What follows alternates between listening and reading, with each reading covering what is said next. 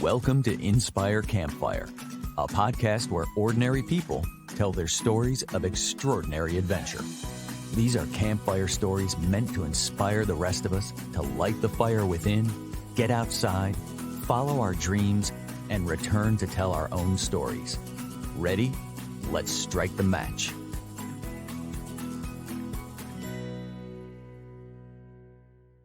Hey everyone, this is Scott, your host.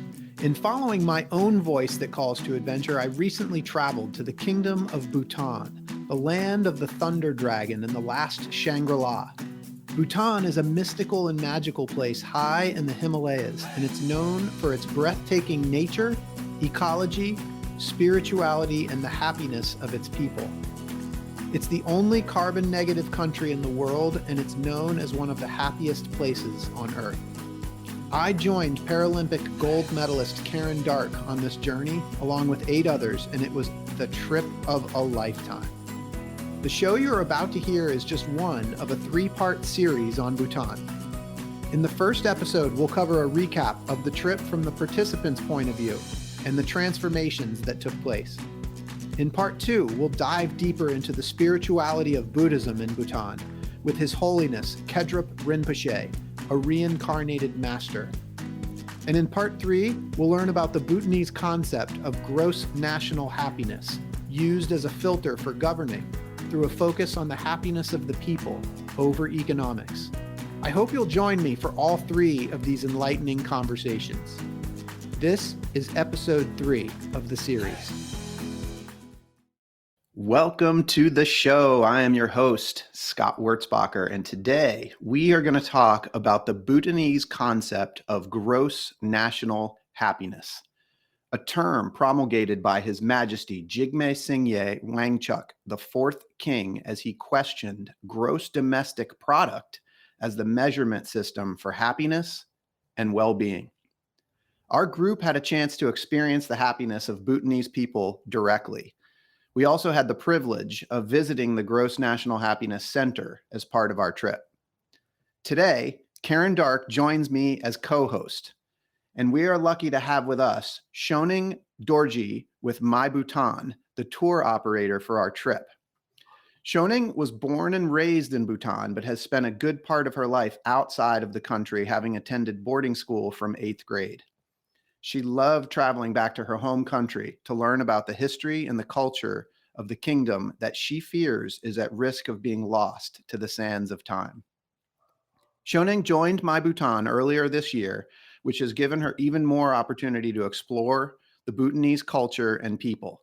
Her unique experience both in and out of the country has given her a broader perspective about gross national happiness, its on-the-ground results, and how it shows up in the lives of the people.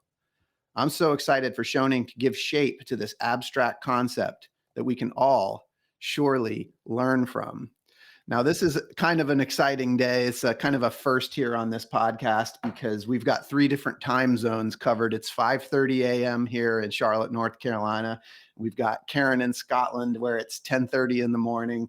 And Choening joins us at the end of her day at 4:30 p.m. So this is kind of cool. Choening, Karen, welcome to the campfire, my friends. Thanks, Scott. Good to be here. Thank you, guys. Thanks for having me here. So Karen, maybe you want to start us off with our questions here for Choening so we can dive into this incredible topic. Yeah, so happiness is a topic that I've been fascinated by for years.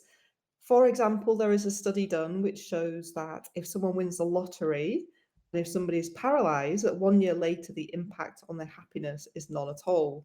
So it really goes to show that external conditions don't really impact our happiness. Whatever happens to us has a temporary effect, and then we go back to a kind of baseline level that we had before that event.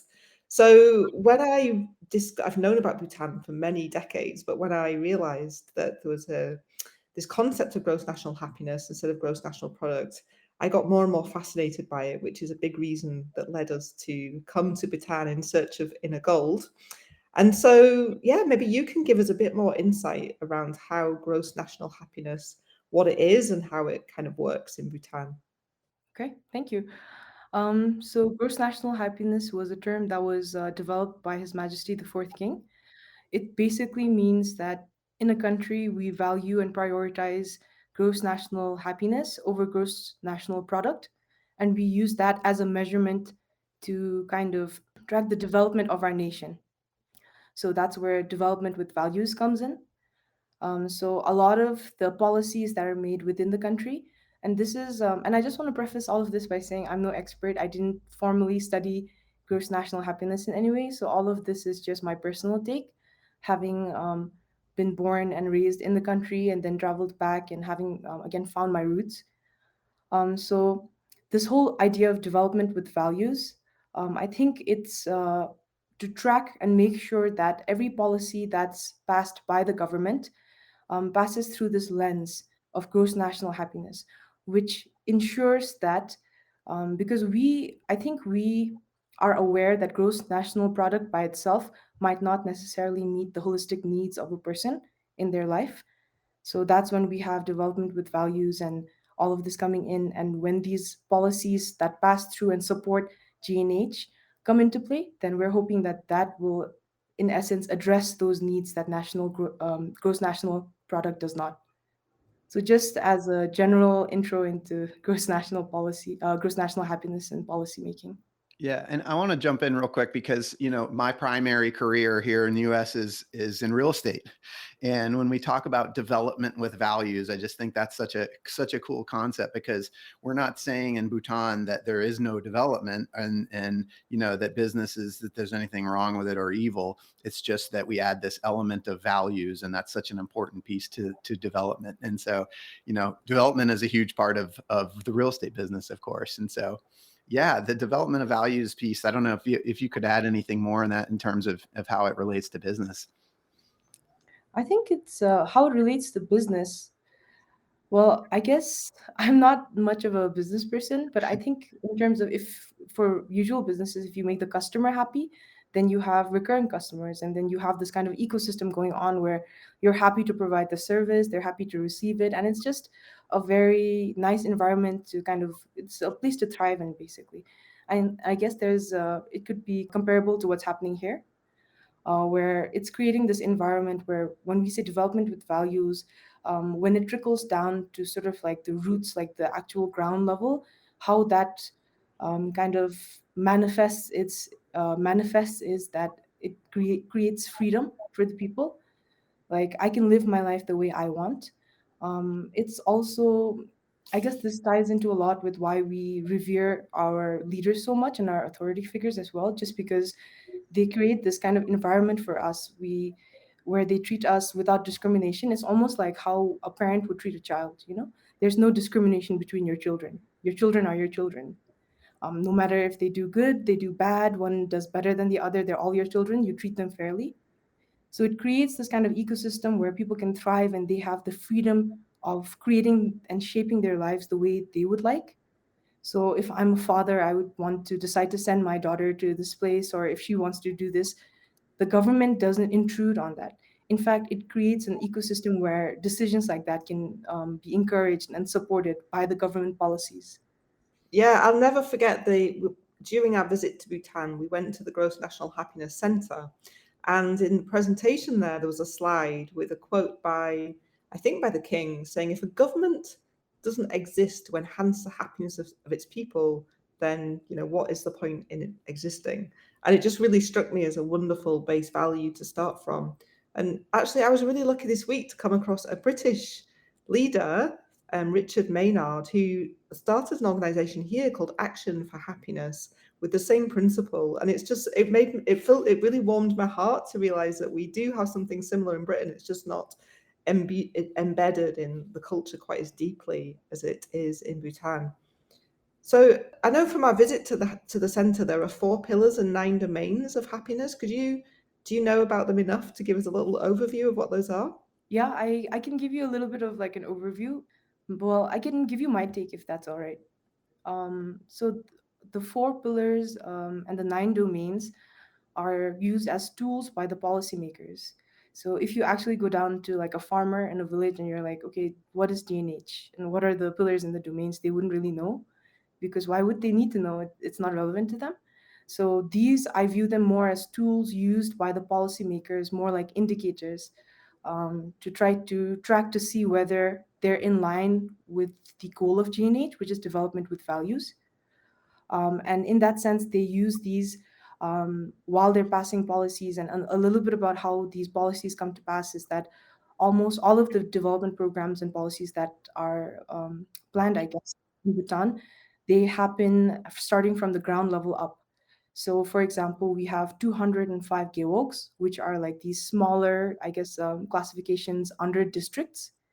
So if you enter Bhutan as a kingdom, we have the 20 districts. And under each district, they'll have a specific number of geogs. So there would be like smaller sub districts.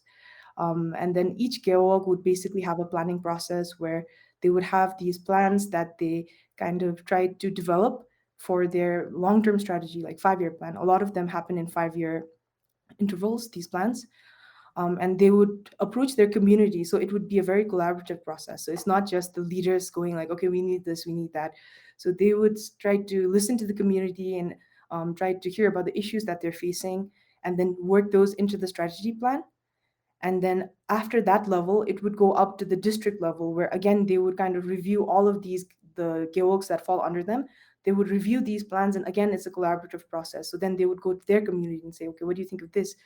And then again it would go up to a higher level where eventually it would end up in like the National Assembly where all of the main policies for the country are passed.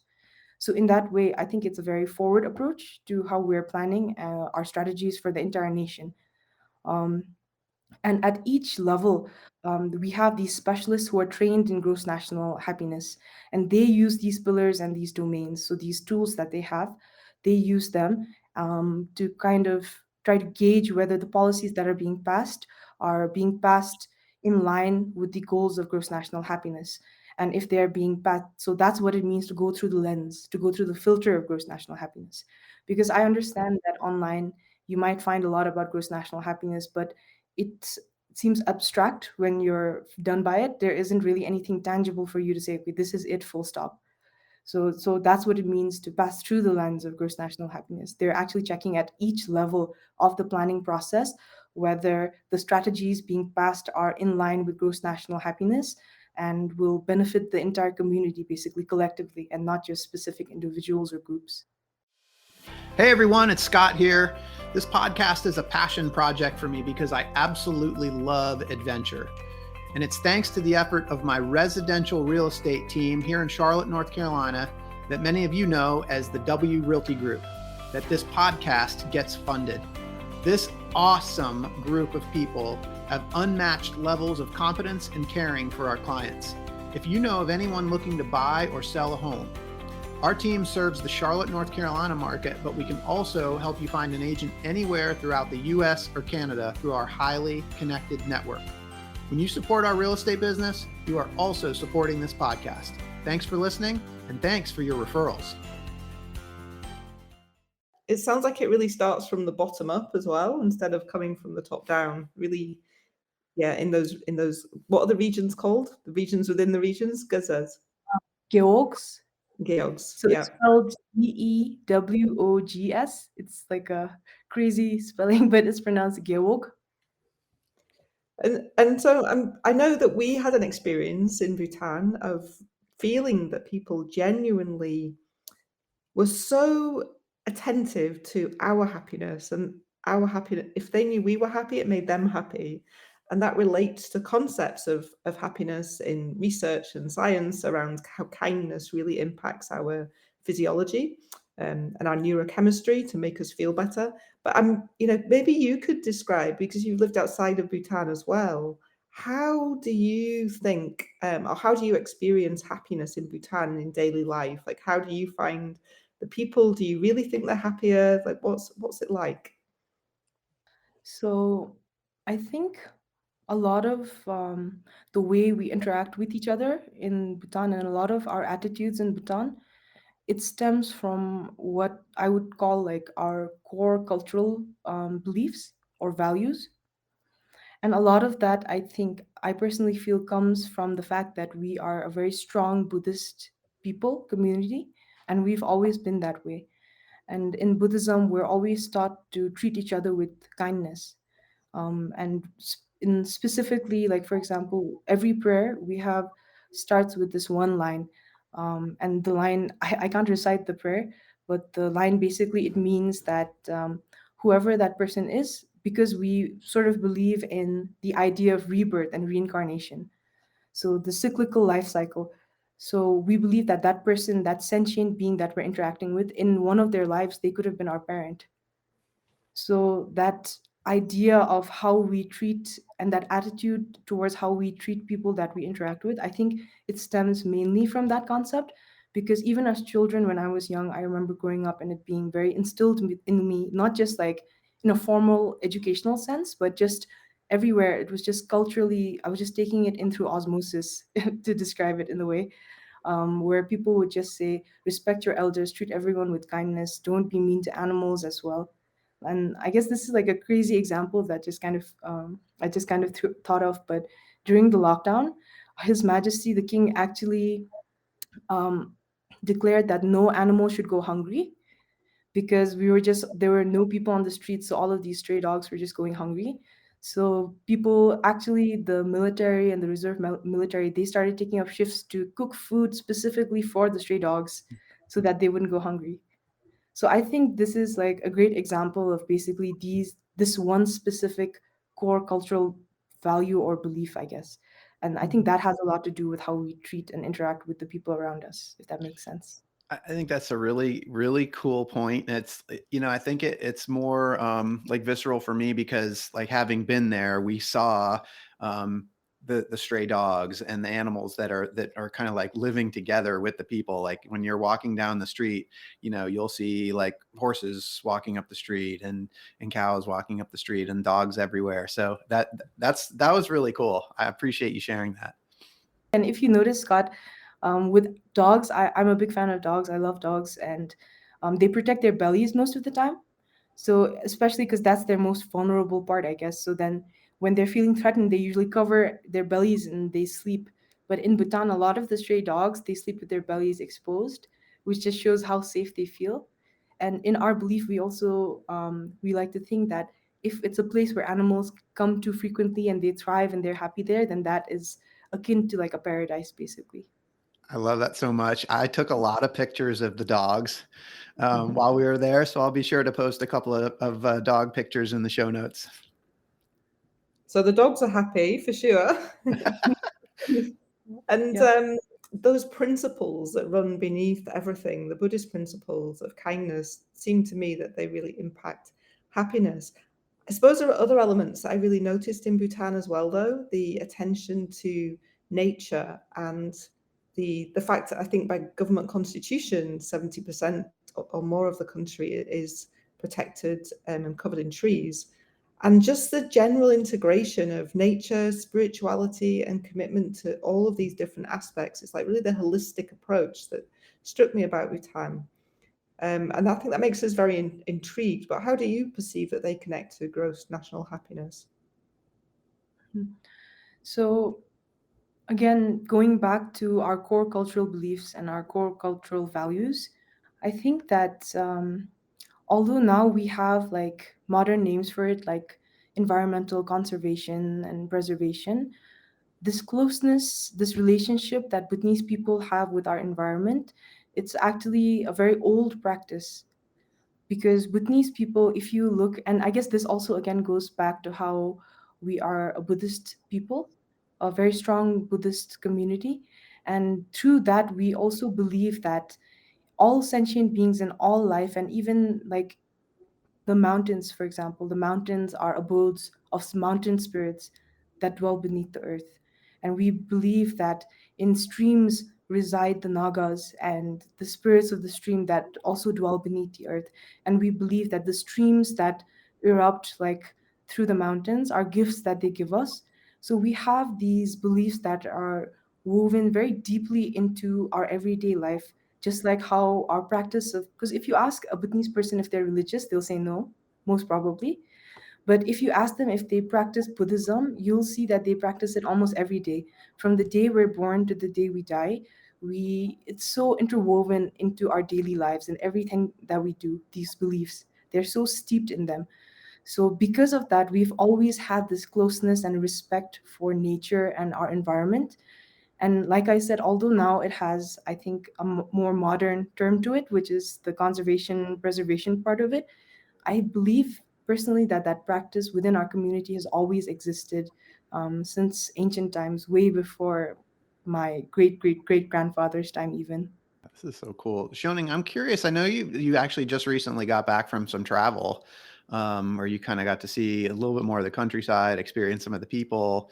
So I guess I'm curious, like on the ground, like how do you see this whole idea of gross national happiness impacting the people, and maybe even some stories of what you've seen across the country, and how this is impacting the people.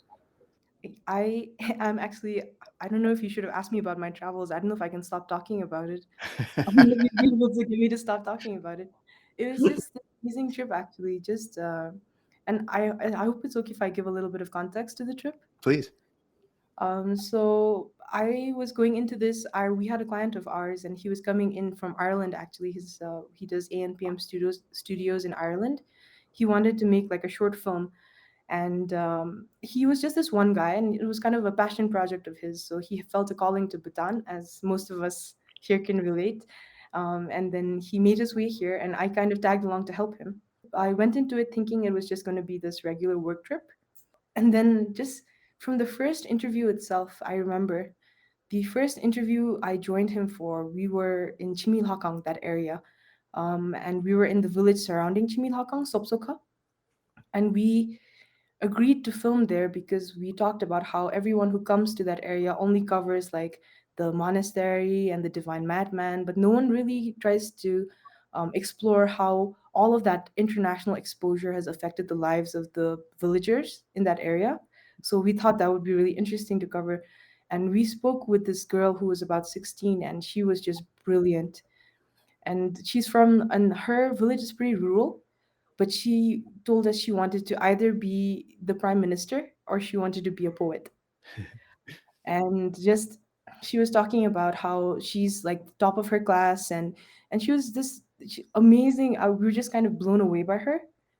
And a lot of her education and all of that, again, like talking about the ground results of JNH, all of the education in Bhutan is free.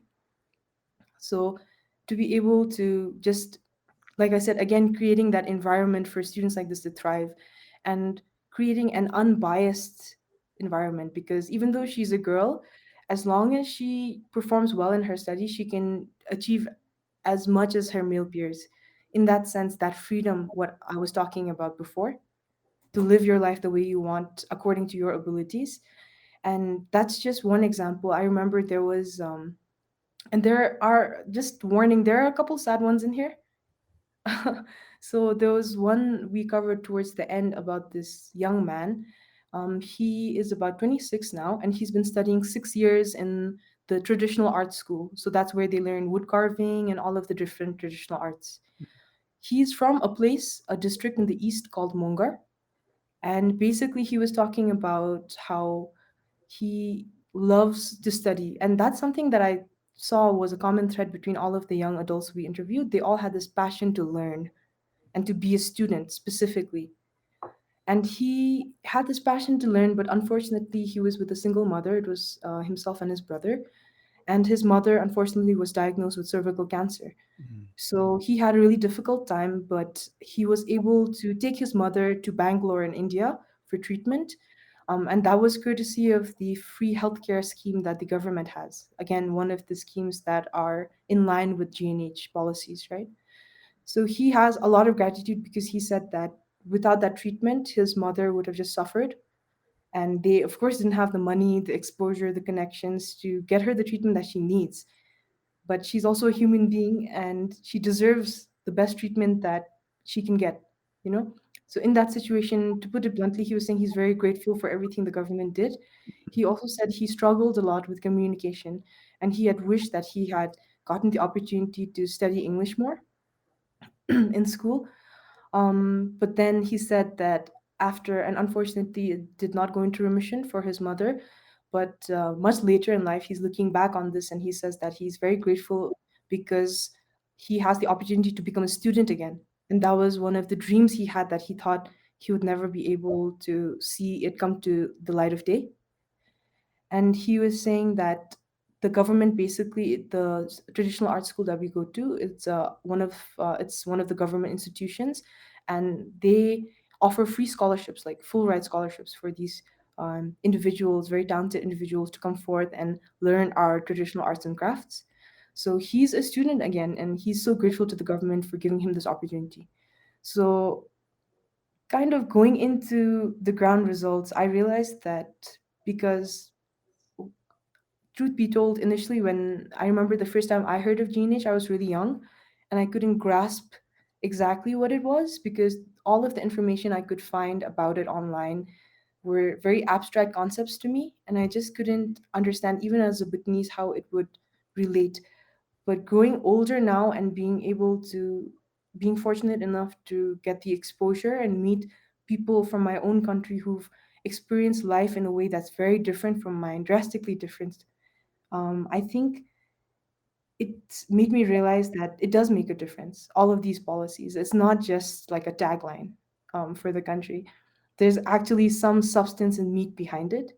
So little stories like these, Shirley, one of the things listening to those stories just resonates with me, thinking about how where we put our focus and where people around us put their focus really impacts where our thoughts go, and then our thoughts affect how we feel, and how we feel affects what we do, and that affects our reality. So when we're in an environment which is talking about happiness, which is focused on that, then I feel like we're naturally going to end up moving more towards that direction, because, one thing as human beings that we all need is purpose, autonomy, that freedom to explore and be who we are, but also support and those supportive environments. And it feels and sounds like Bhutan really brings those things together in the most wonderful way. I guess it's not called the last Shangri-La for nothing.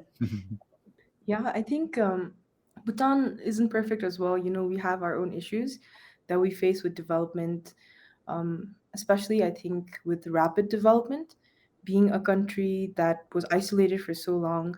And then we open our doors and the development just sort of rushed in, and we've been accelerating rapidly over the last few years. I think we face issues that any other society with that are going through modernization face. Basically, like we have issues with mental health, and we have lifestyle issues, health issues, and I guess this goes back to one of the stories, and for the interviews that we did. She was this young woman who was a very accomplished architect, and she was basically, we asked her, what do you think? How do you think it's different now compared to when you grew up? And just to paraphrase a little bit of what she said that it's different because our community now, I feel like I'm living next to strangers compared to during the time of my grandparents, because everyone in the community knew each other. So just this kind of the social fabric is changing, and we do have our issues. So we're not perfect in that sense, but I think what I love about my country is that we're trying, and it seems to be a collective effort. One thing I felt like just kind of like tying a couple of different things that you said together, and I guess I'm just curious like how all of these things play in, but like when I, being from the United States and kind of thinking about like how sort of we live here, like I look at things like materialism and spirituality, but also one thing that like was very apparent when we were there was that like there was a very clear respect for authority, for elders, for the religious leaders, for the royal family. And I'm just I'm curious. I mean, the other thing too that we noticed was, in the United States, there's just marketing messages everywhere. And that wasn't the case in Bhutan. I mean, all the businesses seem to have the same sort of sign, the same kind of text on their sign. And there are no billboards. We didn't see any sort of marketing messages as we were driving through the cities. And I just was curious how you feel like that all kind of ties back to gross national happiness. I think a lot with gross national happiness is also that, again, going back to the core cultural values that we have, I think gross national happiness itself is like a manifestation of these values and these beliefs.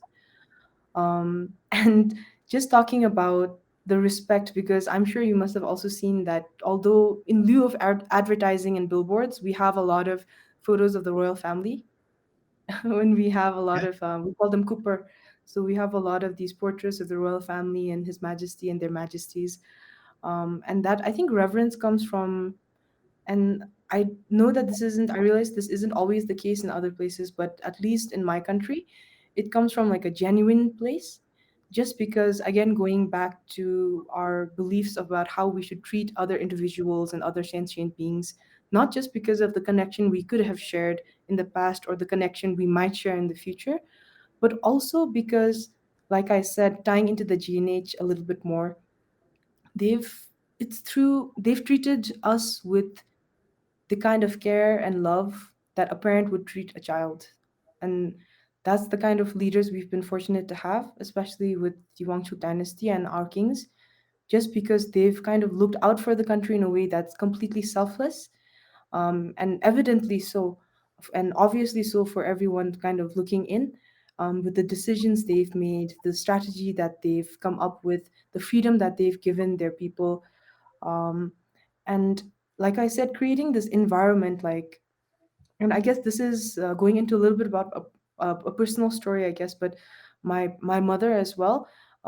They didn't come from a very well off family, but it was using education, the education that the government provided for free, that they were able to break out of that cycle and achieve a better standard of life.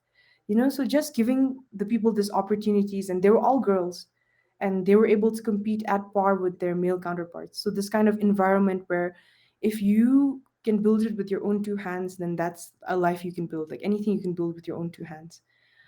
So I think that's why we have this genuine respect and reverence for specifically the royal family and also in general authority figures, because we know that they will treat us, we trust them. We know they will treat us in a way that they would treat their own children and look out for us in that same manner. And when you talk about treating people, I want to like reflect back because there was actually a really a conversation that I had with you on the last night of our trip that just has stayed with me the whole time. You might not even remember, but it has to do with like how people are treated. And to me, it was a conversation about acceptance and forgiveness, because you were talking about sort of um, in the West, in the U.S., like the stigma that comes with being incarcerated for a crime, right? And you talked about like what that's like in Bhutan and how, and I wonder if you could kind of maybe help me recreate that story for the listeners. Do you remember that conversation? I do. That last night was very sentimental. I still remember.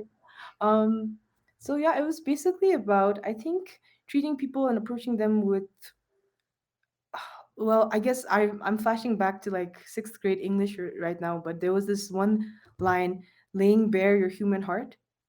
So it's basically approaching people with that same sentiment. You approach Mm. them and you lay bare your human heart, because as a fellow human being, I look at you and I understand you have your struggles. I mean, life isn't easy for anyone, really. Even the people who are billionaires and millionaires and they don't have to worry about a roof over their head or food on their table, they'll still have problems in their lives. And those problems to them are just as important as a man who doesn't know where his next meal is coming from. So to kind of approach people on this human level, like the most basic essence of like what it means to be human and it means to be alive and that struggle to be alive, I think that's where this lack of judgment comes from. So even with, and I think basically the story was, I had joked with you and I was saying that I feel like when people come out of prison as well here, um, the person who sees them, they're like, oh my gosh, when did you get out? You should come over for dinner. Like it's been so long. It's like they went for like a holiday or something.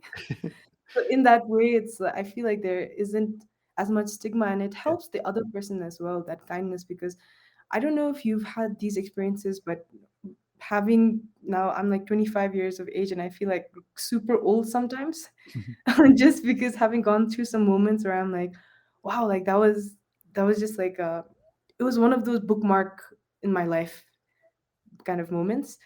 And just seeing, like, sometimes when you need kindness the most is like when you'd least expect it Mm. out of other people. And I think that goes for people who are incarcerated for like this specific example. I mean, you know you've done something wrong and you feel very bad. You've kind of, and everyone knows it. So you're going into this situation, interacting with people, and you expect the worst, basically, right? And then for the other person to be like, it's so good to see you. Like, it's been ages. Like, have you been eating properly? Like, come over. Like, I'll feed you. And that kindness, I think it just, because I feel like going through life, sometimes these walls kind of like, it's like wax that's cooling down. We have these barriers that form without us realizing over time. And I feel like just actions and moments like this just completely pierce through those barriers, and it lays bare your human heart in that sense. So it keeps you soft in a world that continually forces you to become hard, if that makes sense. Shirley, it reminds me last year I was in a taxi and the taxi driver told me a story of someone who'd become his best friend. And it was a guy who'd got in the back of the taxi, held a knife to the back of the taxi driver's neck and wanted all of his money. And he said to him, "Well, you can have all of my money, but how are you going to feel if you've done this? This is going to be on you." And they ended up working through that in the drive and became best of friends and still are 20 years later. And it was just such a beautiful story that reminds us exactly what you just said, that connection of human heart and no judgment and mutual respect, and seeing how we go through phases of pain and that we need support and help through those can really transform our Yeah. communities in the world, really. Can you just imagine if everyone had these moments where they expected the worst from people, but they received in return the best? And it just completely like, wow, that like blew my mind. It inspires them to do better. So Shoning, what we understand this is a concept, and it's working, and there is an impact across the country, and we saw it. And you've shared stories about how the people have affected it, but we also understand that, of course, there are also challenges to this concept of gross national happiness. So what are some of the challenges that Bhutan faces right now regarding happiness? Well, in terms of development, I think some of the issues that we're facing, like any other nation, would be, of course, with modernization. Like I said, the social fabric and framework is changing of our society. Before, we used to have many generations living under the same roof, and now that's taken a shift more towards a nuclear compact family. So just small things like this, and this does affect everyday life because traditionally a multi-generational family in the same house would help each other. Like the grandparents would look after the children, the young children would go to school, people who could work would work. So it used to work, that entire setting. So now that's changing increasingly. We also have, of course, as people become more absorbed with technology and modernization and just exposure, global exposure, I feel that there's also a pressure, like a societal pressure to maintain a certain standard of life or to maintain a certain lifestyle. Just realistically, these are like the ground realities. And also like so many other ways, like little lifestyle changes. Like we have lifestyle conditions now, like diabetes, that weren't really an issue before when people were mainly working in the fields or exercising a lot every day. So like every other nation, we have similar issues that we face. But I think in a way that what makes us different is that we're so aware of the impermanence of life, in a sense. Like every Bhutanese person knows that from the day you're born, you're one step closer to the day you die, and then everyone dies at some point. It's just an accepted fact of life. We don't shield our children from it. It's not considered morbid. It's just an accepted part of life. And then you're reborn, and then the cycle restarts. So in that sense, I feel like people are able to let go of short-term material gain in order to collectively work towards long-term, lasting good for the community. I think it's a world we all aspire to live in. Yeah. One that's maybe simpler, brings us back to those fundamental values that really make a difference and keep us connected and keep us nurtured. And despite all the ups and downs and the challenges of life, we've got that sense of community and connection and support, and maybe a little bit less individualistic than our modern world has become. What you said actually just reminded me of something that Bhutanese people say, and it was something that I was feeling right now in the moment.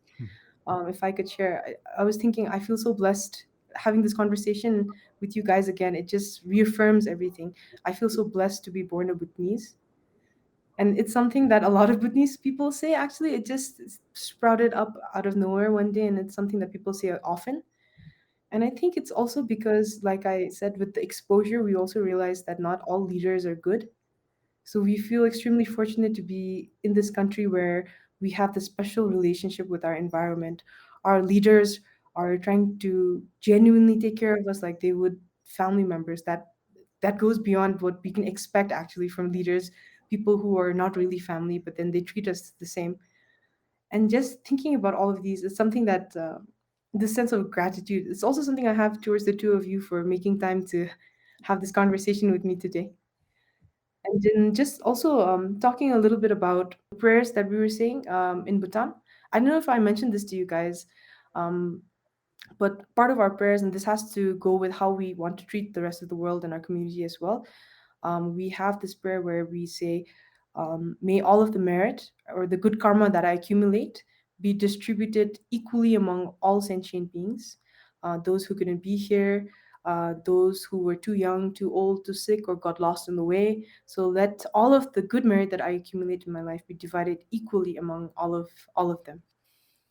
So just to encompass, I guess, kind of this attitude we have towards life in general.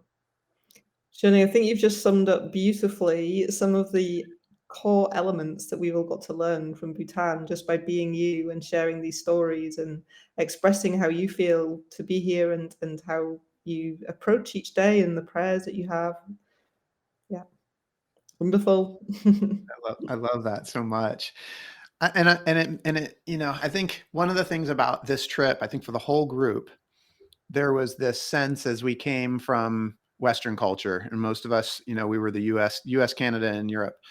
And I think we all felt this deep sense of what can we learn from Bhutan and what can we bring back to the people of our communities.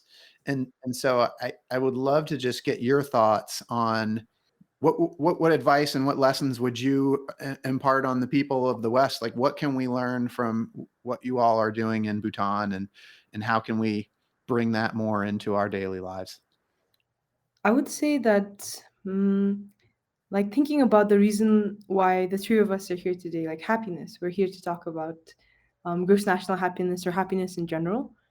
And I feel that happiness is a universal concept. It's not something that's exclusive to Bhutan. And even when we think about people who want happiness, that's not something that's exclusive to Bhutan, like a feeling that's exclusive to Bhutan. But like I mentioned, I think the difference is that we have leaders who are aware and they're very conscious of trying to incorporate ways and steps to make that a reality for the people. And a lot of these policies trying to take a holistic approach to people's wellness and their needs, and not just in terms of material product or revenue or money, basically, essentially. So I think in that sense, and even looking now at the trends just globally, a lot more people seem to be inclined towards spirituality, or going having policies that don't go against nature, not abusing the earth so much. Just looking at these trends just globally, I feel like people are getting there, and maybe that's an indication that we're doing something right. Like when we talk about climate change, right? For example, we talked a little bit about the relationship that Bhutanese people share with nature and our environment. We're the only carbon negative country in the world, but our country is so small, it can only do so much. Mm. But then, just kind of going about nurturing that idea of giving to nature and having it give back to you. A lot of people talk about how beautiful it is to be in Bhutan, but then I genuinely feel it's all of the good nature and energy and care that we're giving to the environment. It's giving back to us, and it's protected us. I genuinely feel it's protected my homeland for centuries and centuries now.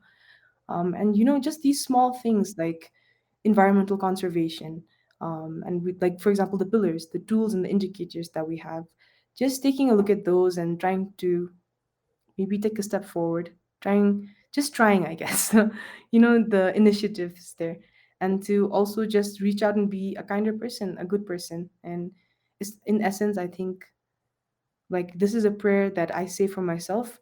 I say it very often, every chance that I get. I pray to all of the spirits and the gods and the deities to guide me because they have a divine sight that I don't have and they can see things that I can't. So I pray for them to remove the obstacles from my path so that they can guide me to become a person who can benefit all sentient beings. So it's not a prayer specific to me. It's just, I hope you guide me to become a better person.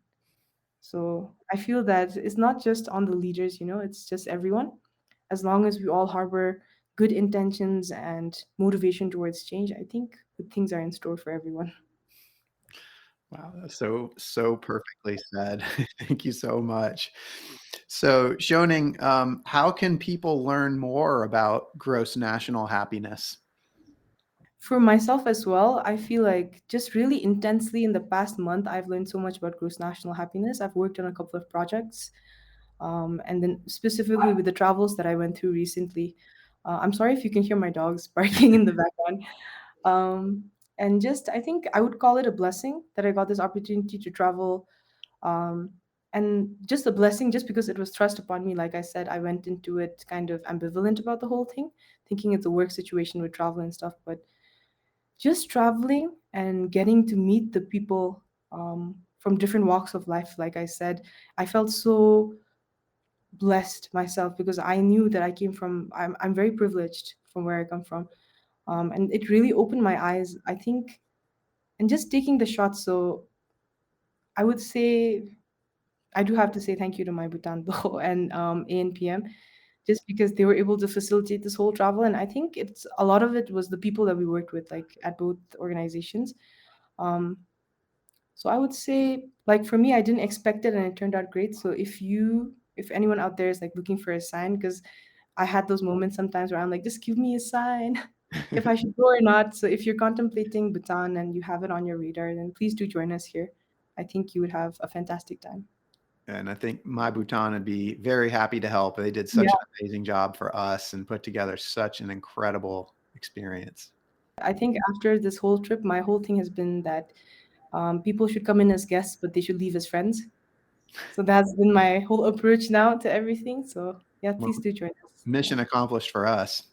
Thank It's you. through it's through all of the I have an adventurous spirit, and whenever I go on an adventure and get out of that little comfort zone or the silos we can be in when we're just in our own little life, in our own little world, it's there that we do have these encounters with people, and I think are reminded of the strength of human spirit, the kindness in people, and it's often the people who have less that give more. And I think travel for me and those adventures are just such a wonderful way to be reminded of what matters and those values. So huge thank you to you for giving us that experience and leaving us as friends after Bhutan.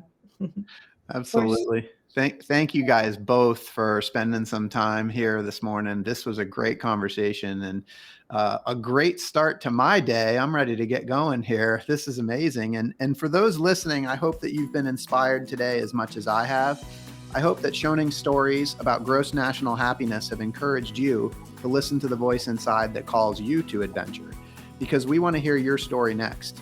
If you have a story to tell or you need a nudge to create one, please send me an email. We'd also appreciate it if you'd help us spread the word by leaving a review and sharing or tagging Inspire Campfire in your social media. And until next time, I want to encourage you to get outside. Thanks for listening. Karen, Choening, thank you guys both so much for being here. Thank Thank you, you. Scott.